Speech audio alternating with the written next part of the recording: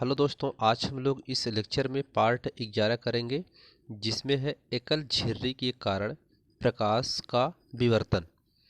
तो एकल झिर्री के कारण प्रकाश का विवर्तन, तो सबसे पहले फिगर को समझते हैं, फिर इसके बाद इसको देखते हैं।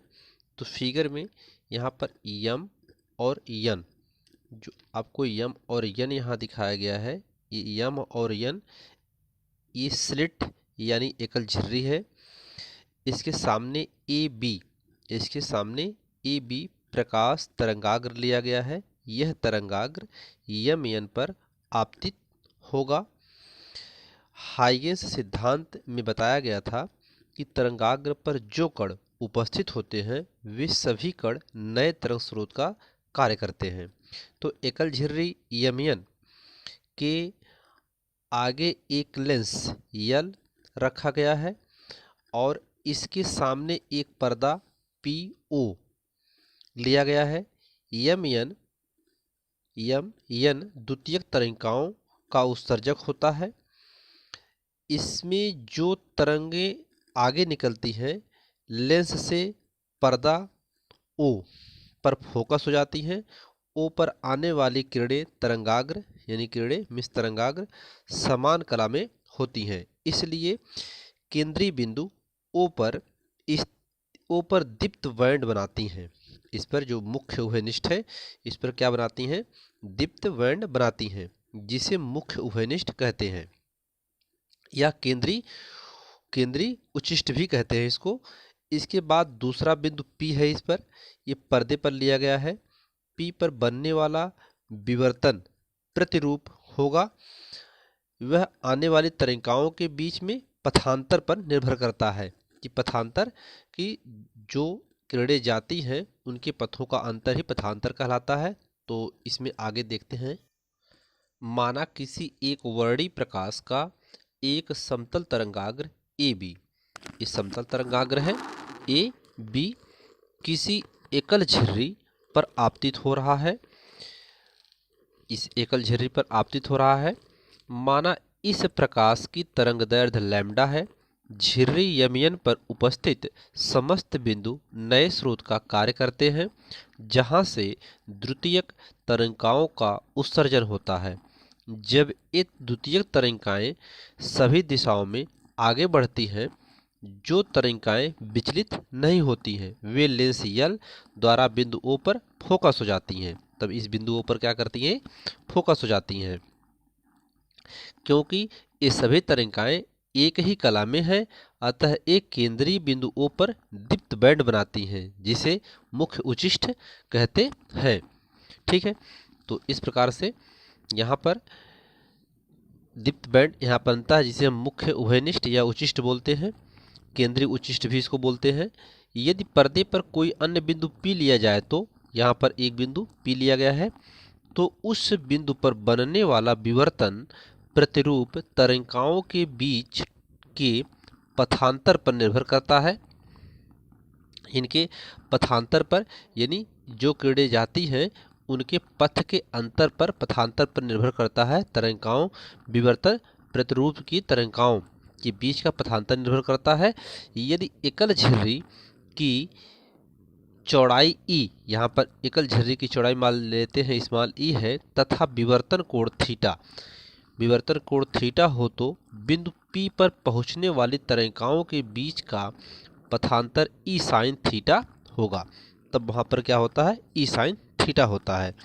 ठीक है, तो इसका यह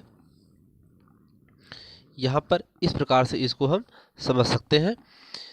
तो यहाँ पर अब आप देख सकते हैं कि मुख्य उच्चिष्ठ की वक्रता चौड़ाई सबसे ज़्यादा है।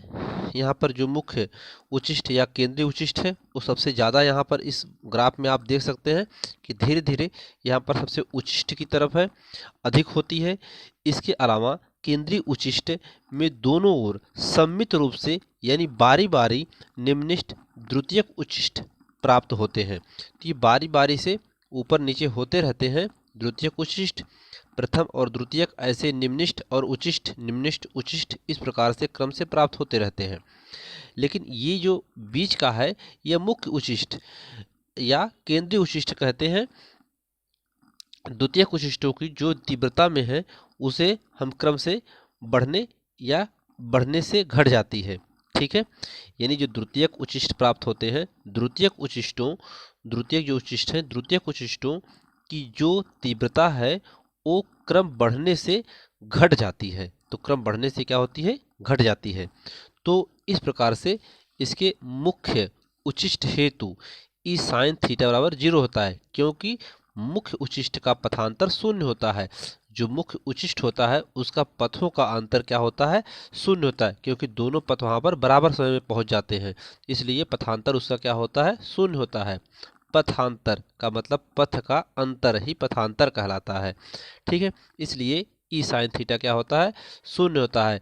यानी उस पी बिंदु तक इससे ये जो यहाँ पर चौड़ाई इसकी एकल झिर्री की चौड़ाई ई है तथा विवर्तन कोण थीटा है हो, तो इस बिंदु पी पर पहुंचने वाली जो तरंगिकाएं होंगी इनके बीच का जो पथांतर होगा वो कितना होता है, ई साइन थीटा होता है। तो वहां पर ई साइन थीटा का मान क्या हो जाएगा, शून्य होगा। क्यों, क्योंकि मुख्य उच्छिष्ट का पथांतर शून्य होता है। अब हेतु निम्निष्ठ हेतु क्या होगा, उच्छिष्ट हेतु का निम्निष्ठ हेतु ई साइन थीटा प्लस माइनस यम लैम्डा। यम 1 2 3 ए आपका प्राकृतिक संख्या है, गिनती की संख्या है, और लैम्डा यहाँ पर तरंग दैर्ध्य है। तो इस प्रकार से यहाँ पर थीटा जो है क्या हो जाता है कि वह अत्यंत अल्प हो जाता है। आगे देखते हैं, थीटा यहाँ पर अत्यंत अल्प हो तो थीटा लगभग साइन थीटा के बराबर होता है। तो साइन थीटा में हम साइन थीटा की जगह केवल थीटा लिख सकते हैं। ठीक है, अब इसके पहले जो हम ई साइन थीटा था, तो ई साइन थीटा में साइन थीटा की जगह केवल थीटा लिख सकते हैं। तो प्लस माइनस यम लैम्डा, थीटा बराबर हो जाएगा प्लस माइनस यम लैम्डा अपान ई हो जाएगा यहाँ पे। अब ई क्या है, स्लिट की चौड़ाई है जो पीछे आपको फिगर में दिखाया गया। लैम्डा प्रकाश की तरंग दैर्ध्य है। यम विवर्तन क्रमांक है, विवर्तन क्रमांक मतलब 1 2 3 ये क्रमांक है। अतः कोणीय स्थितियां, तब कोणीय स्थितियां जो होंगी अगर थीटा 1 होंगी तो थीटा 1 बराबर प्लस माइनस लैम्डा अपान ये होगा।